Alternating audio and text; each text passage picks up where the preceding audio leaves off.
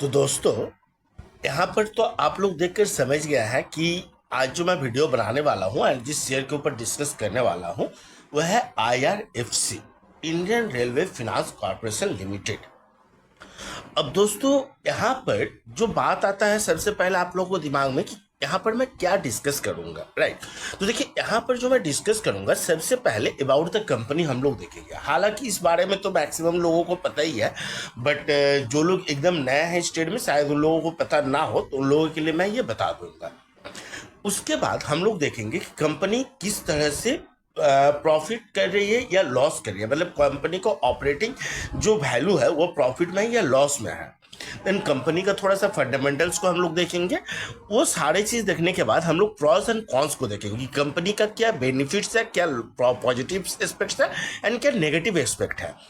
Then हम लोग technical chart पर जाएंगे, वहां पर पूरा चीज को हम लोग टेक्निकली समझेंगे कि देखिए, ये शेयर आज से लगभग 1-1.5 साल पहले की बात करें तो हम लोगों को हम इन्वेस्टर्स को एक मल्टी बैगर रिटर्न दिया हुआ है। बट उस रिटर्न के बाद अपना ऑल टाइम हाई को अचीव करने के बाद इसमें काफी गिरावट हुआ है एंड उस गिरावट के बाद इसमें अभी तक हम लोगों को रिकवरी देखने को नहीं मिला है। तो इसी चीज के बारे में हम लोग बात करेंगे कि क्या आने वाले दिनों में इस पे हम लोगों को रिकवरी देखने को मिल सकता है। अगर मिल सकता है तो कहां से रिकवरी मिलेगा, इसका नेक्स्ट रेजिस्टेंस क्या होगा एंड ये किस ट्रेंड को फॉलो कर रहा है। इन सभी चीजों के बारे में आज का वीडियो में हम लोग डिस्कस करेंगे एंड वीडियो को एंड करेंगे कंक्लूजन के साथ कि टोटली कंक्लूजन क्या निकल के आ रहा है इस शेयर्स पे, राइट। तो चलिए हम लोग वीडियो को आगे कंटिन्यू करते हैं डिस्क्लेमर के साथ। ये वीडियो मैं एजुकेशनल पर्पस के लिए बना रहा हूँ। यहाँ पे मैं कोई भी बाय सेल या होल्ड की सलाह नहीं दे रहा हूँ। सो कुछ भी करने से पहले मेरा रिक्वेस्ट यही रहेगा कि आप खुद का रिसर्च एक बार जरूर कर ले और अपना फाइनेंशियल एडवाइजर से भी एक बार जरूर एडवाइस ले ले, क्योंकि मैं कोई सेबी रजिस्टर्ड नहीं हूँ। एंड इस वीडियो को देखने के बाद अगर आप कुछ भी करते हैं और उसके लिए जो भी प्रॉफिट या लॉस होगा उसके लिए आप खुद भागीदार होंगे। ये चैनल किसी भी तरह से रिस्पॉन्सिबल नहीं होगा। तो दोस्तों, हम लोग डिस्क्लेमर देख लिए। अब आप सबसे मेरा एक ही रिक्वेस्ट है, वीडियो को बिना स्किप किए हुए देखिएगा तभी कुछ समझ पाएंगे, ठीक है। स्किप कर दिएगा तो कुछ भी समझ में नहीं आएगा। तो देखिए, सबसे पहले about the company. Incorporated in 1986, Indian railway finance corporation borrows funds from the financial markets to finance the acquisition creation of assets which are then issued out to the Indian railway as finance lease.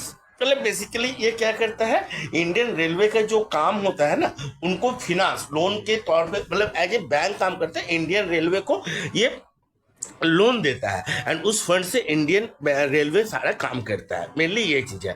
इसका की points क्या है, the की company serves as the funding arm of Indian railway monetising funds from domestic and overseas, जो मैंने बोला कि fund देती है। अब इसके बाद हम लोग आते हैं इसका थोड़ा फंडामेंटली देखने के लिए। तो सबसे पहले ये लिस्टेड कहाँ पर है, ये BSE एंड NSE, मतलब Bombay stock exchange and national stock exchange, दोनों में लिस्टेड है। अब आते हैं मार्केट कैपिटलाइजेशन। देखिए, तो इसका मार्केट कैपिटलाइजेशन काफी बड़ा है, 1,64,467 करोड़ का। स्टॉक पी की बात करें तो वो 24.6 है। ROC की बात करें तो वो है आपका 5.83। करंट प्राइस की अगर बात करें 126 पे है। बुक वैल्यू की अगर बात करें 41.6 है इसका बुक वैल्यू। ROE की बात करें तो 12.8। अब हाई या लो की बात करें, 52 वीक्स हाई की अगर बात करें तो है 167 एंड लो की अगर बात करें तो 108। बट इसका ऑल टाइम हाई दोस्तों कुछ और है, आगे मैं दिखा दूंगा।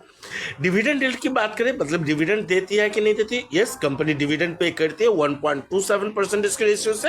एंड इसकी फेस वैल्यू की बात करें तो वो है आपका 10 रुपीज का। अब चलिए इसका प्रॉफिट एंड लॉस को देखते हैं कि कंपनी किस तरह से ऑपरेट कर रही है, राइट। तो यहाँ पर ऑपरेटिंग प्रॉफिट की मैं बात करूंगा। ऑपरेटिंग प्रॉफिट अगर हम 2014 की बात करें तो वो था आपका 6,178। देन 15 में ये बढ़ के हुआ आपका 6,905। 16 के बाद 15 में 16 में हुआ 7,400।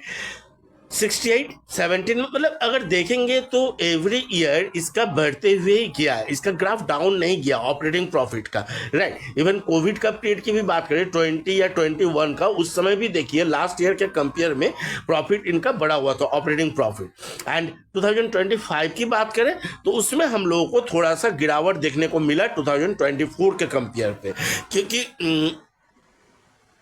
सॉरी उसमें भी हम लोग को गिरावट देखने को नहीं मिला, मुझे थोड़ा सा गलत बोल दिया मैं, गिरावट देखने को नहीं मिला।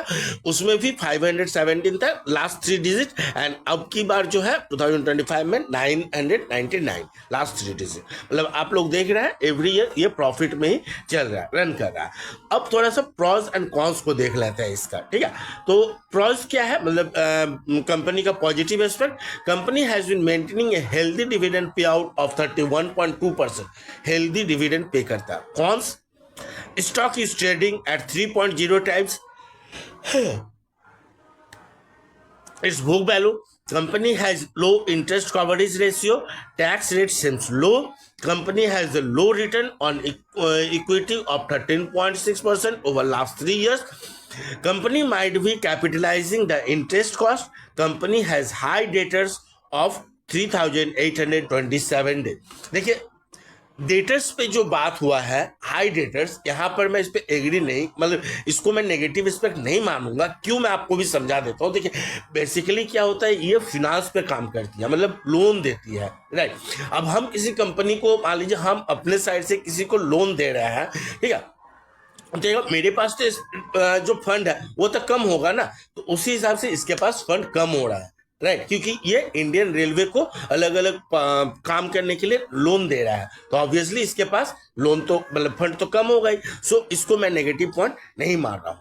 अब चलिए हम लोग चलते हैं इसका टेक्निकल चार्ट पर, जहां पर बाकी चीज को हम लोग एनालिसिस करेंगे और समझेंगे।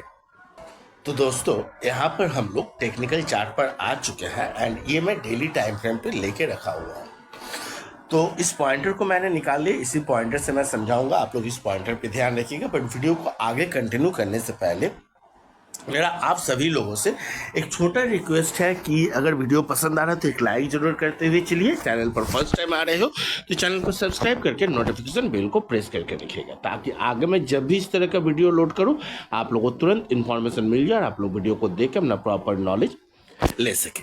तो देखिए ये जब शेयर लिस्टिंग हुआ लगभग आपका जनवरी 21 में, राइट, 25 रुपीज़ के वैल्यू पे, यहाँ से ये नीचे आया एंड अपना लो को टच किया 19 रुपीज़ का, कब, जुलाई 22। देन अगेन फिर से ऊपर, एंड ये आपका नवंबर 22 में इसने ब्रेकआउट दिखाया।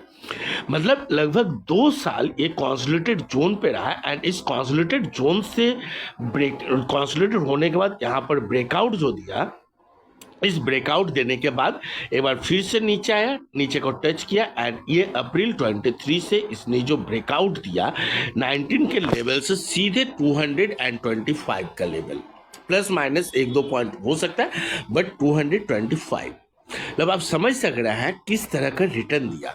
अब यहाँ पर जो हुआ, यहाँ पर अगर बात कीजिएगा इस हाई को अचीव करने के बाद इसमें ऑब्वियसली गिरावट तो हुआ दोस्तों, बट अगर गौर से देखिएगा कब हुआ गिरावट, मैं दिखा रहा हूं, ये देखिए यहाँ पर हाई का अचीव किया, देन इसमें जो गिरावट हुआ कब से, कैंडल अगस्त 24। अगर आप लोग को याद होगा तो जुलाई 24 से ही मार्केट में गिरावट शुरू हुआ, एंड आप लोगों को पता है जब मार्केट में गिरावट होता है तो कोई बच नहीं पाता, तो ये कहाँ से बच पाता है, इसमें भी गिरावट शुरू। बट उस गिरावट में भी अगर आप लोग ध्यान से देखिए तो एक ट्रेंड को फॉलो किया। किस ट्रेंड को मैं आगे चल के बता रहा हूं, बट उसके पहले इस ट्रेंड को देखिए। जब यहां से ये ऊपर जाना शुरू किया तो इसी ट्रेंड लाइन को अपना सपोर्ट बनाते हुए ऊपर गया। इसको और डिटेल्स में आगे मैं जाके समझा रहा हूं डेली टाइम फ्रेम पे लेके, ठीक है। एंड यहां पर अगर देखिएगा यहां से जब गिरावट आया तो इसी ट्रेंड लाइन के अंदर अपना काम किया, मतलब पैरेलल चेन बना लिया, एंड इसी पैरेलल चेन के अंदर स्टे किया, राइट। अब पैरेलल चेन बनाने के बाद थोड़ा सा मैं चार्ट को सेट करूं, एक मिनट दोस्तों, चार्ट को थोड़ा सा सेट करना होगा यहाँ पर, राइट। हाँ, तो देखिए जब पैरेलल चेन बना, पैरेलल चेन बनने के बाद ये नीचे आया एंड नीचे आने के बाद यहाँ से फिर से ये ऊपर जाना शुरू किया एंड यहाँ पर फिर से एक ट्रेन लाइन को अपना सपोर्ट बनाते हुए ऊपर जा रहा है, राइट। तो चलिए यहाँ से अब हम डेली टाइम फ्रेम पे चलते हैं एंड वहां पर बाकी चीज को हम लोग और डिटेल्स में समझेंगे। यहाँ पर हम लोग डेली टाइम फ्रेम के चार्ट पर आ चुके हैं, अब इसको थोड़ा सा और डिटेल्स में हम लोग बारीकी से समझने की कोशिश करते हैं, राइट। तो देखिए यहाँ पर क्या हुआ थोड़ा सा, हाँ ये देखिए जब इस लेवल से जो मैंने पहले दिखाया यहाँ से ऊपर गया तो इस ट्रेन लाइन को अपना सपोर्ट तो बनाया बट साथ में एक हायर एंड लोअर लो का पैटर्न को भी फॉलो किया। क्यों? क्योंकि देखिए जब यहाँ से ये ऊपर गया, ऊपर जाने के बाद नीचे आया तो लास्ट लो को इसको टच नहीं किया, फिर यहाँ से ऊपर जाकर नीचे आया तो लास्ट लो ये इसको टच नहीं किया, इसी तरह से ऊपर गया एंड यहाँ पर जब आया तो वही अगस्त का महीना इसमें ब्रेक कर दिया, राइट। ब्रेक करने के बाद यहाँ पर जो कि चैनल मंथली टाइम फ्रेम में दिखाया, चैनल के अंदर ट्रेड किया, बट यहाँ पर और डिटेल्स में देखिएगा तो देखिए चैनल में ही अपना सपोर्ट एंड रेजिस्टेंस बनाते हुए चला, support resistance, support resistance, support resistance, right. And यहाँ से सपोर्ट रेजिस्टेंस का तो काम कर रहा था बट यहाँ से देखिए नीचे का ट्रेंड लाइन को जो होल्ड किया उसमें फिर से again higher and lower low pattern को फॉलो किया। यहाँ से ऊपर जाकर नीचे आया तो लास्ट लो इसको टच नहीं किया, फिर नीचे आया तो लास्ट लो इसको टच नहीं किया, इसी तरह से यहाँ भी देखिए। अब इस बार यहाँ पर जिसको मैं हमेशा कहते आया हूँ शुरू से 130 से 134 का जो लेवल है पहले स्ट्रांग सपोर्ट था, अब स्ट्रांग रेजिस्टेंस बन चुका है। इस लेवल को बहुत ही संभल पे मतलब स्ट्रांग रेजिस्टेंस है, सो इसको तोड़ पाना इतना इजी नहीं होगा। एंड इस यहाँ पर देखिए एक बार दो बार सस्टेन किया, थर्ड टाइम ब्रेक तो किया बट होल्ड नहीं कर पाया, फिर से नीचे एंड इस बार अब फिर से ऊपर जा रहा है दोस्तों। अगर ब्रेक कर दिया तो अच्छा है, उस केस में इसका पहला रेजिस्टेंस रहेगा ये जो कि फिर से एक स्ट्रांग रेजिस्टेंस है एंड देन ये, बट इसको अगर ब्रेक नहीं कर पाया तो फिर से ये नीचे आ सकता है एंड इस ट्रेल लाइन को टच करके ऊपर जा सकता है। अब रहा ऑल टाइम हाई की बात, उस पर भी मैं बात कर रहा हूं दोस्तों, बट यहां पर मेरा रिक्वेस्ट है अगर वीडियो पसंद आ रहा है, लग रहा है कि इंफॉर्मेशन दूसरे के साथ शेयर करना चाहिए तो आप दूसरे के साथ शेयर कर दीजिए। अब देखिए यहां से जब ये ऊपर गया, राइट, अगर मान लीजिए शुरू से आप देख रहे हैं ये कितना टाइम लिया कॉन्सोलिडेटेड जोन पे, उसके बाद ब्रेकआउट दिया। सो यहाँ पर कॉन्सोलिडेटेड जोन पे तो है ही नहीं, अभी के लिए बेसिकली अप ट्रेंड को फॉलो करते हुए जा रहा है, बट अप ट्रेंड को फॉलो करते हुए जाते जाते इसके पास मतलब ऑल टाइम हाई तक जाते से पहले इसको बहुत सारा रेजिस्टेंस मिलेगा, वो 3-4 रेजिस्टेंस, वो रेजिस्टेंस को तोड़ना है इसके लिए जरूरी, तब जाके अपना ऑल टाइम हाई को ब्रेक कर पाएगा, राइट। सो टाइम लगेगा दोस्तों, पेशेंस रखते हुए चलिए। बाकी उम्मीद कर रहा हूं यहाँ पर जो चीज मैं समझाना चाहता था वो चीज आपको क्लियरली समझ में आया है। फिर भी कुछ कंफ्यूजन रह गया हो आप मुझे कमेंट करके पूछ लीजिएगा, तो उसका अलग से एक वीडियो बनाकर क्लियरिटी देने का कोशिश करूंगा। इसी के साथ मैं आपको समाप्त करता हूँ। Bye bye, thank you and have a nice day.